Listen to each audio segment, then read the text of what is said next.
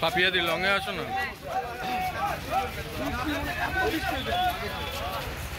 সবাই বাইক কলা নিয়ে নিবে, বাইক কলা নিয়ে নিবে। বিশু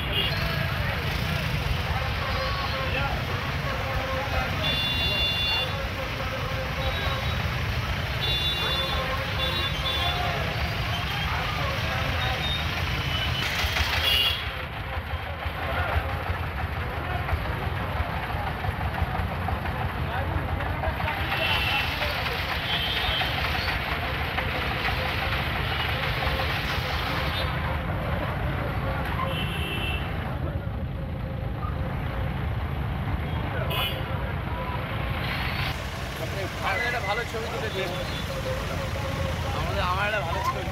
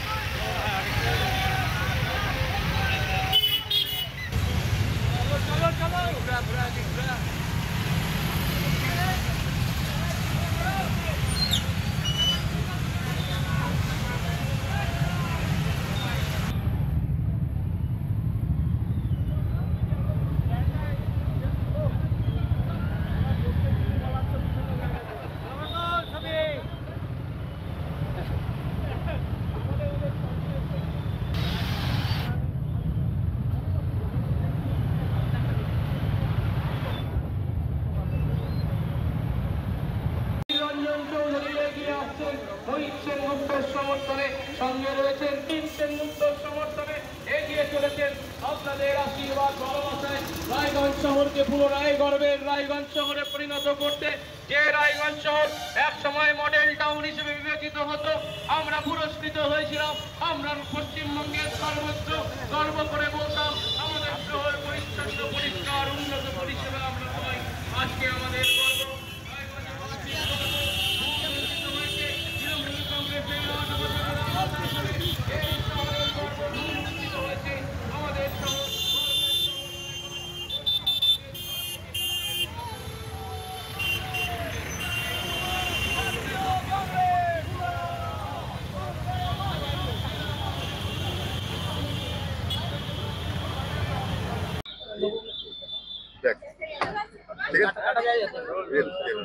দাদা আজকে কেমন সাড়া পেলেন?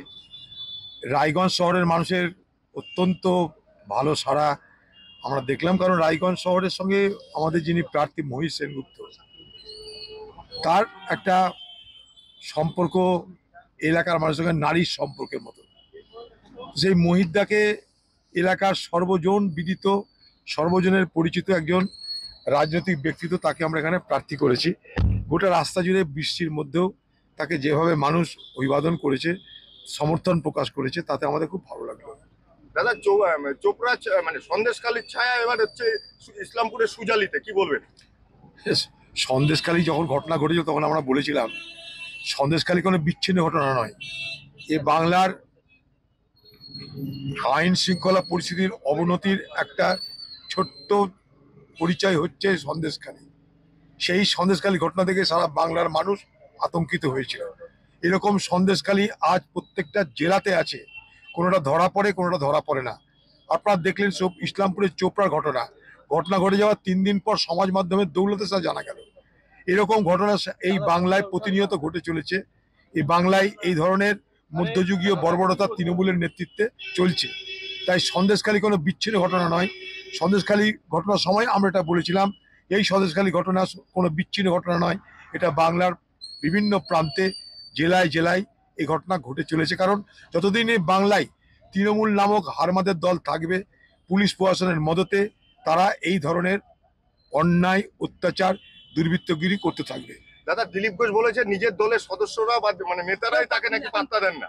তা বলতে আমরা কোন দলের কি কথা, আমি তো সেই দলের স্পোক্স পার্সন নয়, বলতে পারবো না। উনি তো প্রাক্তন রাজ্য সভাপতি ছিলেন, ওনাকেই বলতে বলছে। পারবো না, বলতে পারবো না, এগুলো কথা আমার দায়িত্ব নয় বলা।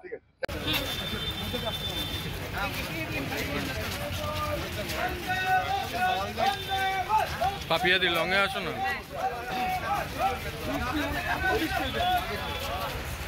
সবাই বাইক গুলো নিয়ে নিবে, বাইক গুলো নিয়ে নিবে। বিশু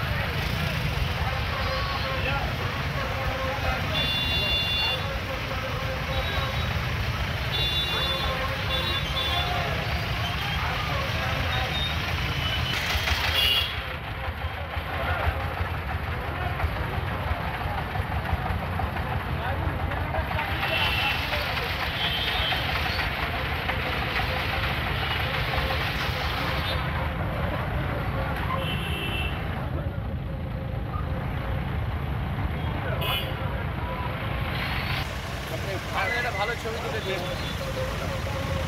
আমার একটা ভালো ছবি।